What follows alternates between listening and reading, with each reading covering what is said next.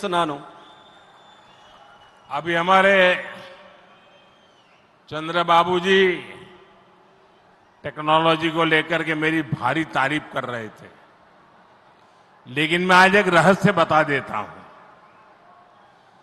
जब मैं गुजरात में नया नया मुख्यमंत्री बना तो मैं बाबू हैदराबाद में बैठ करके किस किस प्रकार के इनिशिएटिव ले रहे हैं उसका बड़ा बारीकी से अध्ययन करता था और मैं उसमें से बहुत कुछ सीखता था और उसे आज मुझे लागू करने का अवसर मिला है।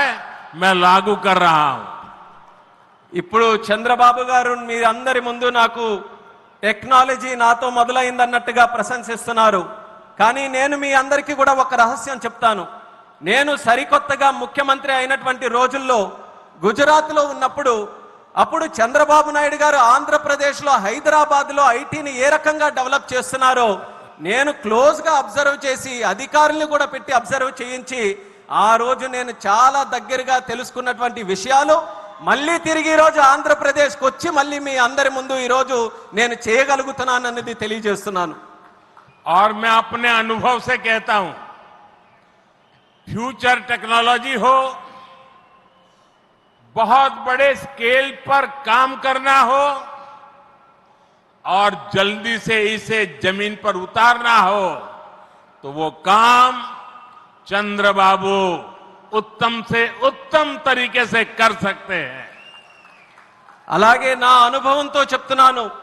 పెద్ద స్కేల్లో ప్రాజెక్టులు చేయాలన్నా తొందరగా అవి పూర్తి చేయాలన్నా మంచి క్వాలిటీతో అవన్నీ కూడా పూర్తి చేయాలన్నా దేశంలో చంద్రబాబు నాయుడు గారి కంటే దాంట్లో మిన్న మరెవ్వరూ కూడా లేరు అన్నది ఈ సభాముఖంగా తెలియజేస్తున్నాను. साथियों, 2015 में मुझे प्रजा राजधानी का शिलान्यास करने का अवसर मिला था. बीते सालों में केंद्र सरकार ने हर प्रकार से अमरावती के लिए मदद दी है. यहां बेसिक इंफ्रास्ट्रक्चर के निर्माण के लिए सभी कदम उठाए गए हैं. अब चंद्रबाबू गारू के नेतृत्व में राज्य सरकार बनने के बाद सारे ग्रह जो लगे थे अब हट गए हैं. यहां विकास कार्यों में तेजी आ गई है. हाई कोर्ट, विधानसभा, सेक्रेटेरिएट, राजभवन, ऐसी कई जरूरी बिल्डिंग बनाने के कामों को भी प्राथमिकता दी जा रही है. మిత్రులారా, 2015లో ప్రజల రాజధానిగా అమరావతికి నేను శంకుస్థాపన చేశాను. గత 10 ఏళ్లలో కేంద్ర ప్రభుత్వం అమరావతికి అన్ని రకాలుగా మద్దతుగా నిలిచింది.